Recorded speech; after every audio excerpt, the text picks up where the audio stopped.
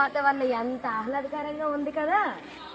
అవును, నిజమే. ఇది పాఠశాల మాత్రమే కాదు, ఎన్నో రకాల మొక్కలు, పూల మొక్కలతో కూడిన ఉద్యానవనం మన పాఠశాల. నిజమే కదా. మన ఉద్యానవనంలో కదంబ, నేరేడు, టేకు, మామిడి, కొబ్బరి వంటి అనేక చెట్లతో పాటు పూల మొక్కలు, కూరగాయల మొక్కలు ఇలా ఎన్నో ఉన్నాయి. లెక్కలేనన్ని చెట్లు ఉన్నాయి మన పాఠశాలలో. అందుకేనేమో మన పాఠశాలలో నిరంతరం తుమ్మెదలు, సీతాకోక చిలుకలు, రామచిలుకలు, పిచ్చుకలు, కాకులు, బల్లులు, తొండలు, పావురాలు వంటివెన్నో వివిధ జీవరాశులను చూస్తూనే ఉన్నాం.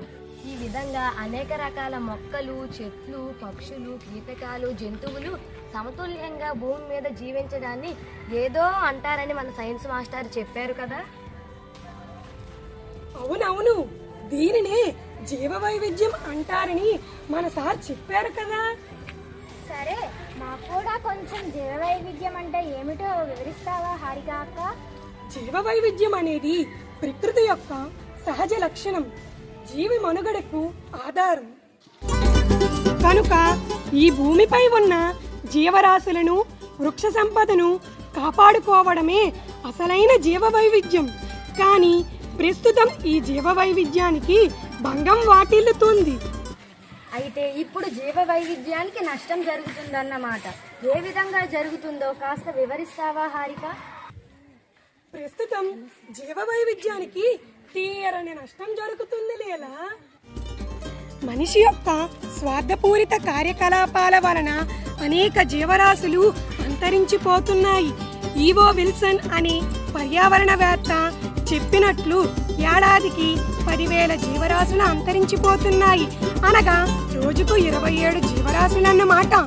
ఈ జీవచక్రంలో మనకెంత ప్రాధాన్యం ఉందో, ఓ చీమకు, దోమకు, ఓ ఈగకు, తూనీగకు, తేనీగకు, ఓ గద్దకు, ఎద్దుకు, చివరకు ఓ నత్తకు, ఓ పీతకు, ఓ వానపాముకు కూడా కాస్త అటు ఇటుగా అంతే ప్రాధాన్యం ఉంది. కానీ నేడు వాతావరణ కాలుష్యం, మనిషి ఉపయోగిస్తున్న రకరకాల రసాయనాలు, పురుగుల మందుల కారణంగా ఇవన్నీ అంతరించిపోయే ప్రమాదంలో పడ్డాయి. ఇదే పరిస్థితి కొనసాగినట్లయితే అతి తక్కువ కాలంలోనే మానవ మనుగడ ప్రశ్నార్థకంగా మారుతుంది. అమ్మో, ఇంత ప్రమాదమా? అసలు జీవ వైవిధ్యాన్ని కాపాడుకోవాలంటే మనం ఏం చెయ్యాలి హారిక?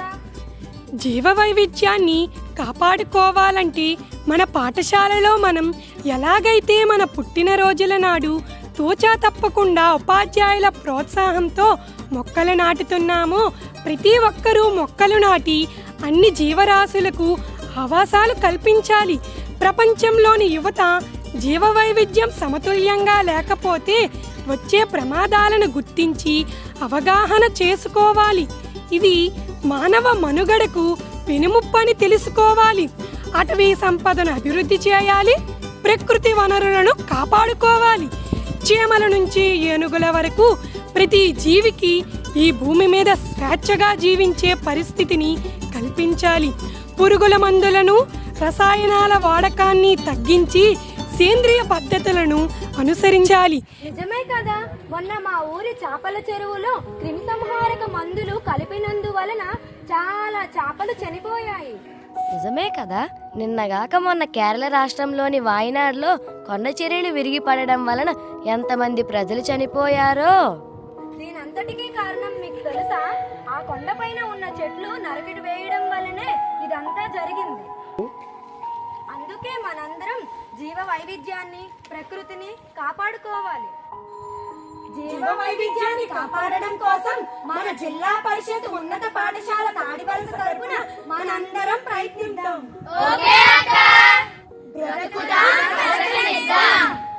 పర్యావరణ పరిరక్షణ మన అందరి బాధ్యత.